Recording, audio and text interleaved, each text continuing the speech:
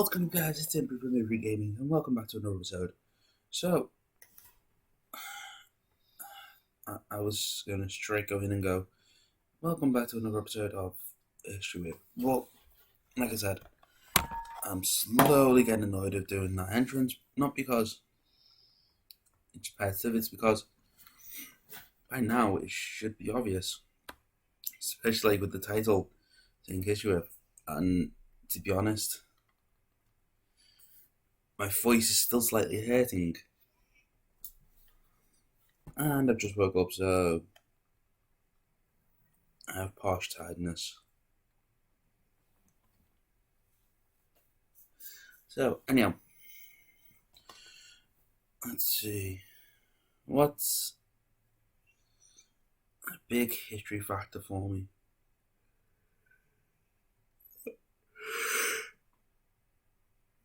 Well, there's the fact that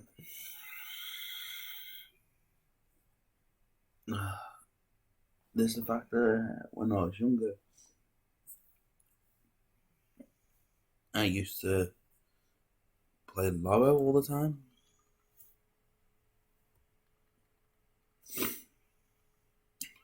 If you've never played a game where you throw a ball over the road, and if it bounces back, you win, then I can't help you much. So, in that category. But as I said, that was a lobbo in a hole.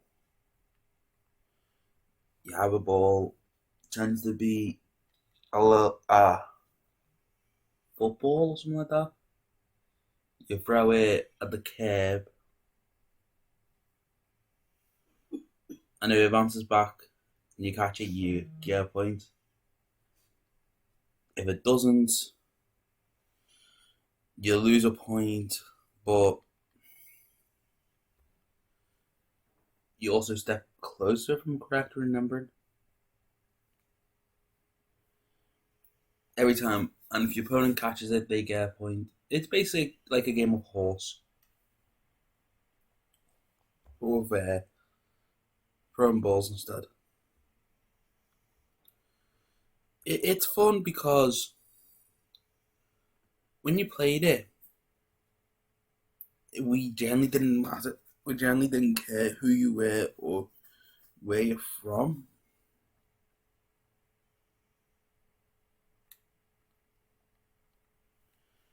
It was more of, do you want to play with us, or did you want to be one of those people and be annoying and claim you want to be friends with us? And it was like that type of style. And once we got used to it, well, it just became second nature for me and the kids in my road when I was younger.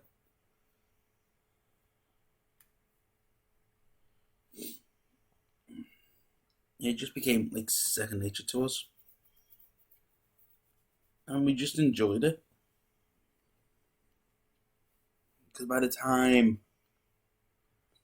don't sound nasty over that, but by the time when we got home from school and our parents finally came home, we would be bored trying to figure what to do. So a lot of the kids would play Lotto. My oldest brother used to play with us. My brothers used to. We used to play so much in our road, which was ball games. So we'd play like football, penalty shootout, like I said, Lobo. I know Kirby. Lobo was thrown across the field. That was it. Kirby was one where you bounced off the curb. I was trying to remember, why did that not seem right? Lobo was what I used to play in school. That's correct.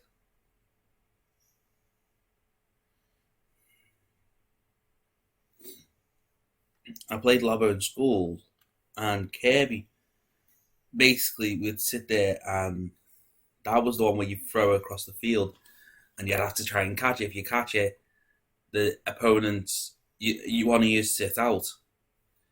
if you throw it far enough and your opponents can't catch it, you basically gain a point, type thing.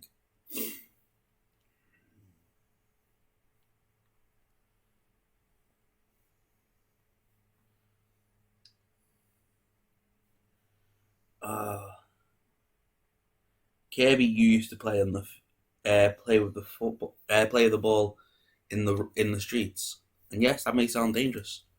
It was.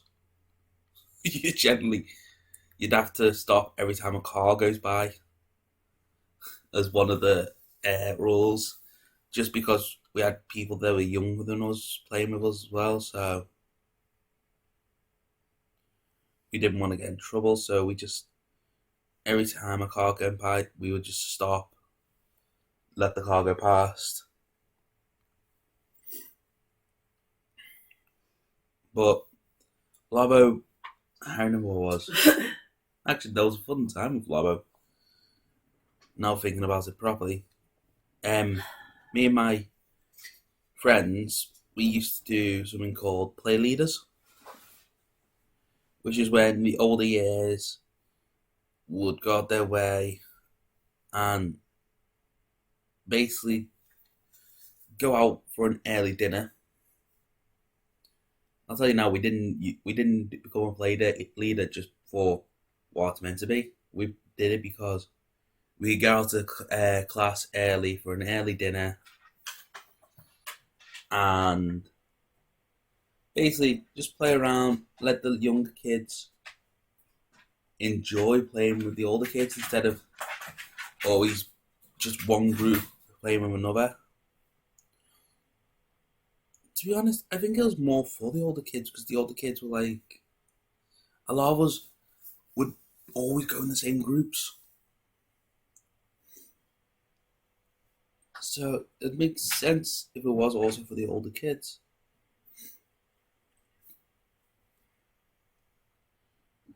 And like I said, the younger kids, the only downside to when the young kids used to play, I don't want to sound nasty, but it's when one person wasn't there who they clung to, and they'll be like, "No, I don't want to play with anyone else.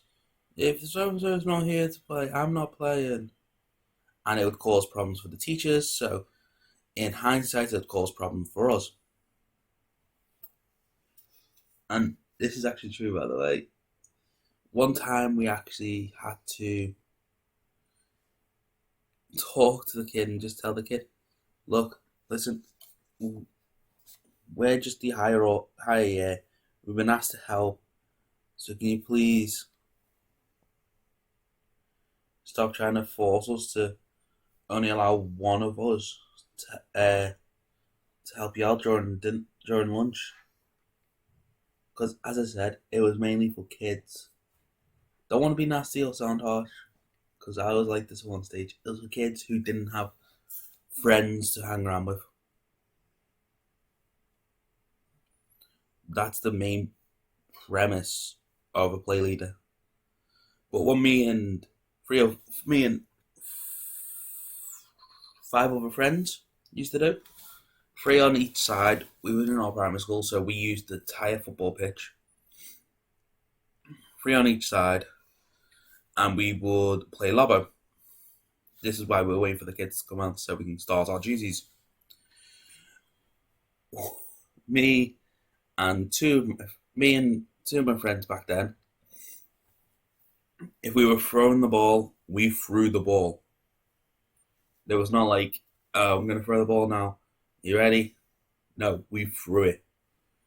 So we ended up, sometimes we end up throwing, the lobby ball was like a little football sponge ball. So it wasn't dead heavy. You could throw it with ease.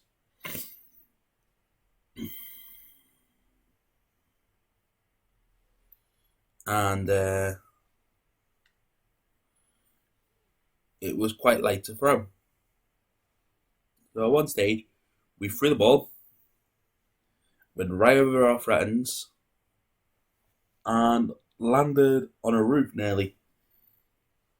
As I said, it's a sponge ball, so it doesn't do damage. Another time we threw it, it went right over our friends again, went into the car park, and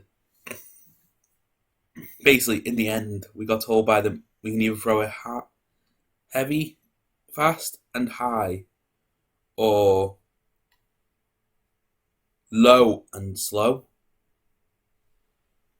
So we actually had restrictions on how we can throw the ball because when we threw, we threw it that much.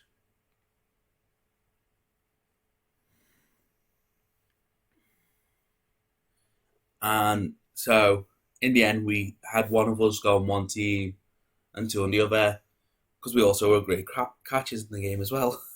So, in terms of speaking, it's funny now going back to thinking about stuff like that because when you were younger, you never really took into initiative or thought like, oh, doing this could be. The reason why they're asking us to do this is because they might not be able to do it themselves. Now, me and my friends, we were stupid and we actually genuinely thought if we could do it, everyone could do it. And now it's just become shocking because I don't really play sports nowadays much. But I used to. More apparently, it's shocking for people to hear that me, a guy who used to play rugby, football, and all that, is no longer playing it. Because I've got the build still of them, but if you know what happens when you don't play a sport and keep up the muscle training to keep it the same, then you're in for a shock. The thing is, even then, it's still, you've got to take your time to do it and enjoy it. Some people don't. And yeah, on that note, hopefully you guys have enjoyed today's episode. If you have, please like, comment, subscribe, and I'll see you guys all next time. Bye.